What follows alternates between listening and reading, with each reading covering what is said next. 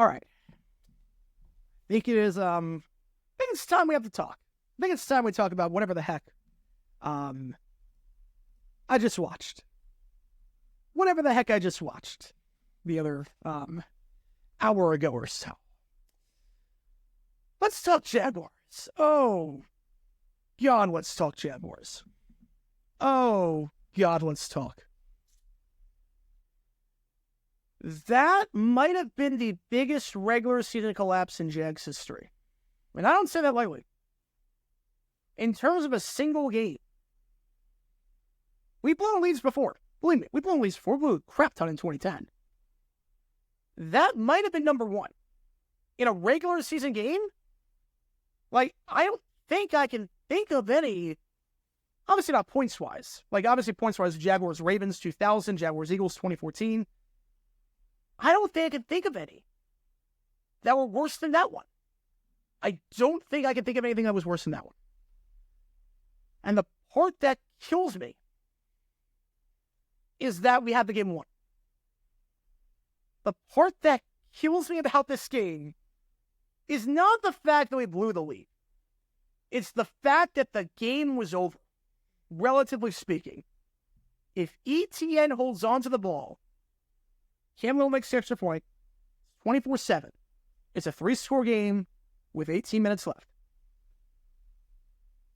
I mean, yeah, they could come back from 3 scores. Not saying they won't. Not saying it's officially game over. But they don't take the deep shot on first down because everyone calls a deep play on first down after a turnover. Everyone does that. We probably win the game. With probably 99.9% chance to win the game. That fumble hurts. That fumble, especially because ETN didn't fumble all last year. I criticized ETN a ton in 22 for all the fumbles. He had like one fumble a game. He had to just accept that he was going to fumble one time a game. 23, he didn't fumble once. He got Offensive Player of the Year votes. I don't know why he got Offensive Player of the Year votes, but he didn't fumble once. That is one of the worst fumbles in Jags history. That was rough. I mean, the last time I can remember a guy fumbling like that going into the end zone for the Jaguars was Denard Robinson. I think it was against the Bills in 2013. That was like the last time I can remember a guy fumbling like that in the end zone. That one hurts. That one really hurts. I think the part that kills me is that it's the same old sim with the play calling. Play calling was crap in that second half. I mean, you gave Trevor Lawrence a $250 million contract, and you took the game out of his hands. Everything, once we got the lead, was so predictable. There was final 3 drives. I mean, we didn't throw once down the field. There was nothing. We didn't get Trevor rolling out. We didn't do anything like that. Like, everything was just a run. Everything was a run thing and trying to kill clock and play conservative in a 3-point game in the third quarter. It just didn't make any sense to me. It's like Trevor was slicing and dicing the Dolphins in the first half. He was going deep down the field. Brian Thomas was torching Jalen Ramsey all game long. He had a touchdown in the game. He had a 40-yard pass interference and another deep catch. Thomas played well. We'll get to the positives in a bit. But the play calling, I just don't get it. I just don't get the play calling at all. I don't get it at all. We took the game out of his hands. And the play calling again with the second downs. I mean, there were 2 situations. We had 2nd and 20 or more yards. What do? We run the ball. What does running the ball do? What does running the ball do on 2nd and 20? What does it do in the 2nd and 24?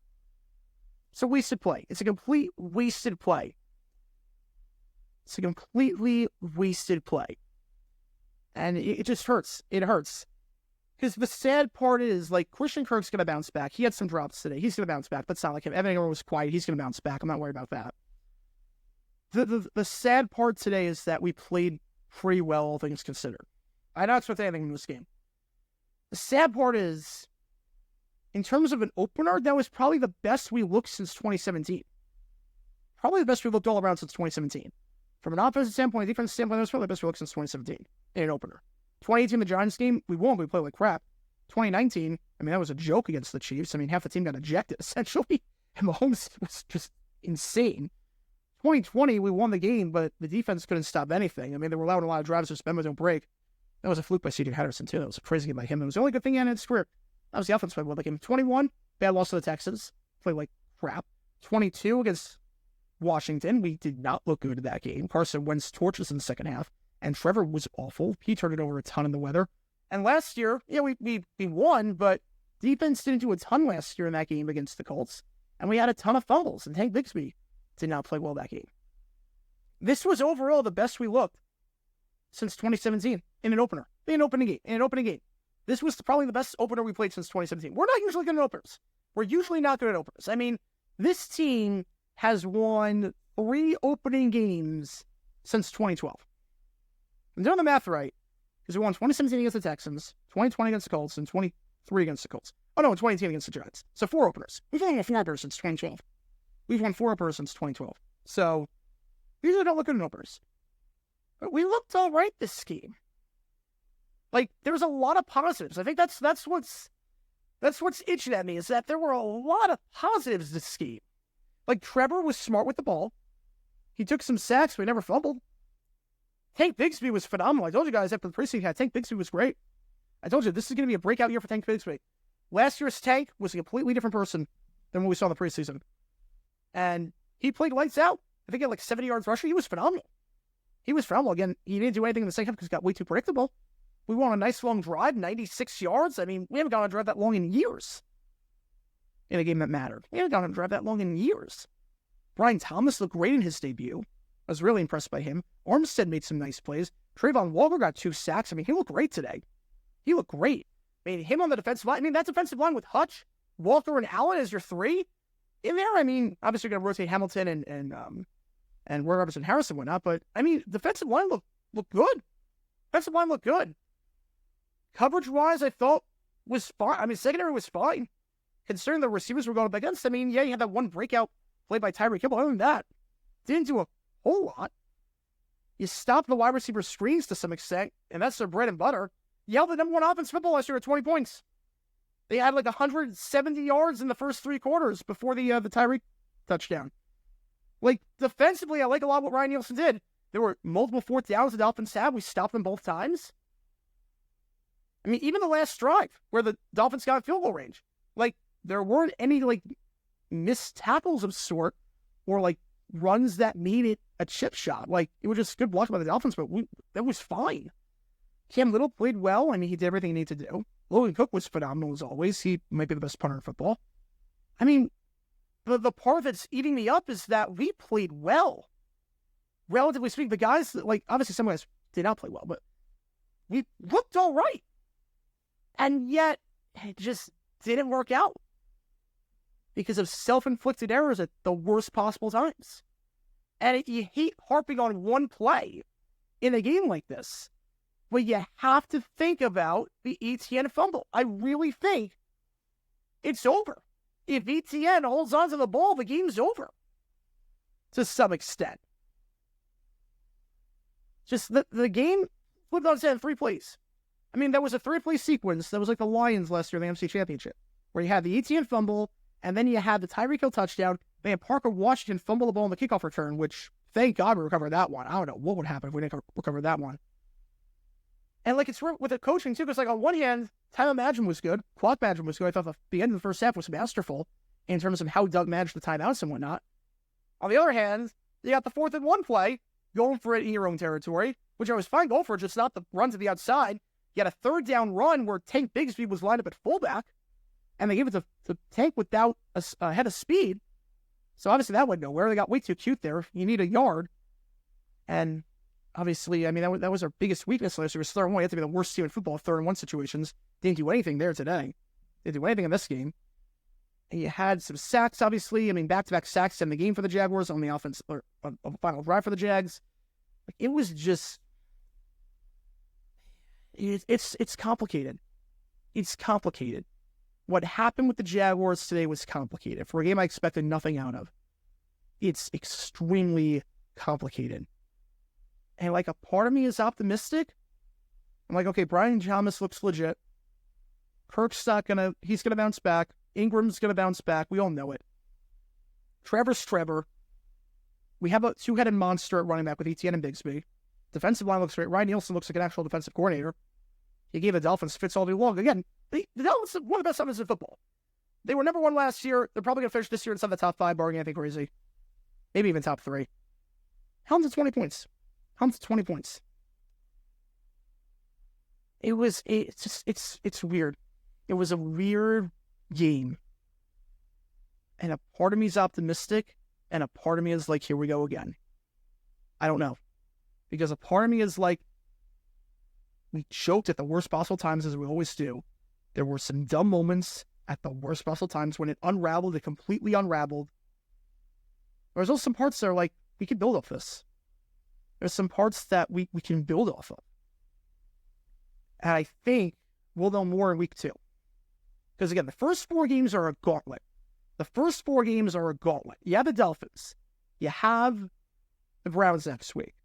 You have the Bills. You have the Texans. It's 4 playoff teams. And 3 really good quarterbacks. Plus Watson, who can be a good quarterback, but he seems washed at this point. But who knows after next week? Who knows? Because the Jaguars' MO is basically make every quarterback look good. Now, again, new defense coordinator, but I mean, even the Saxonville, you were let Blake Gabbert lead a game-winning drive on us. 2018, even with that Saxonville defensive sorts. It was on the tail end, but we let Josh Johnson win a game after like 7 years out of the NFL. So we'll see what happens next week. If we don't win next week, with how banged up Cleveland's offensive line is, how bad Watson looks, if our offensive line can't contain Garrett and whatnot, and if we don't win next week, I'm going to be concerned. Be very concerned. If we don't win the home opener next week, I'm going to be very concerned. But there was a lot to like about this scheme, because really, we're talking about it differently if ETN holds onto the ball. And that was a fluke. I mean, not a fluke in terms of the punch out. I mean, that was a great play by Holland. That was a phenomenal play by Holland. But I'm talking like ETN didn't fumble last year. ETN did not fumble last year. ETN's fumble there was, not a fluke defensive play. I mean, a fluke in terms of the fact that he fumbled the ball. Because now 22, different story, but he has gotten way better ball security. I think it was one of 2 running backs last year who didn't fumble the ball. He will not make that mistake again. I don't think he will. I don't expect him to. He's a really good running back. I don't expect him to. If that play, 2 yards, he holds on to the ball, he gets 2 more yards, he goes into the end zone, holds on for those 2 yards, we're talking about this completely differently. It's not as though we have to point to 8 different plays that went the wrong way. It was really just one play that turned the game on its head completely. And I just don't know. There's a lot that I liked, but obviously at the end of the day, we're 0-1. At the end of the day, we're 0-1. It was a winnable game. It was a very, very winnable game. I probably should have won that. There's no doubt in my mind we should have won that game. There's no doubt in my mind. ETN holds on to the ball, we do win that game. The play calling just got way too conservative in the second half for no reason. And it just unraveled. In 10 seconds, it unraveled. ETN fumbled, Tyreek Hill, touchdown right after. Just unraveled in 10 seconds. Take those 10 seconds out, all around it was fine. But obviously that made a big difference. So I don't know what to make of this game. I really don't. I really don't know what to make of this game. I think what we learned is they have to let Trevor be Trevor. Don't go away with what was working in the first half. I mean, Trevor was going deep down the field. We didn't call a single deep pass in the second half. I mean, you look at the plays on the final 3 drives. I mean, how many passes did we call? Could have been that many. I think Trevor had 37 yards in the second half. And that's not his fault because we never threw the ball. It was just, I don't know. I don't know. It's one of those where I don't know. It hurts to lose like that. I don't know what it means for the team going forward. I don't know what it means for the team going forward. The good news is that everyone plays the Dolphins in our division. Everyone plays the Dolphins in the division. So you figure that that'll be a loss for probably everyone minus Houston. That'll be a toss-up. So you figure this game should be no harm done, relatively speaking, if you look at it from that perspective. It's early on, but obviously you want to be 1-0 versus 0-1. So yeah, I don't know. That's a 20-minute way of saying I have no clue. I have no clue what the heck to make of that game. I have no clue what the heck to make of the Jags going forward. It was a winnable game and we fumbled. I don't know if it's more of the same old, or if we're going to bounce back next week and do what I think we're capable of doing. Because we looked better than I thought at times, but at the same time, it looked like same old Jags. So, I don't know. But we'll see. We will see. Obviously, Dolphins went on a walk-off field goal, and that one hurts, but it's a long year. If we lose to the Browns, press the panic button, but not panicking about anything just yet. I think the only takeaways you can make is that Tank Bigsby looks way better. Brian Thomas looks legit. Cam Little's great. We have a defensive coordinator. And everything else we knew already. Everything else we knew already. In terms of Preston Taylor, in terms of play calling, in terms of the third and short, the offensive line at times. Everything else we knew. So we'll see what happens next week. We will see what happens next week.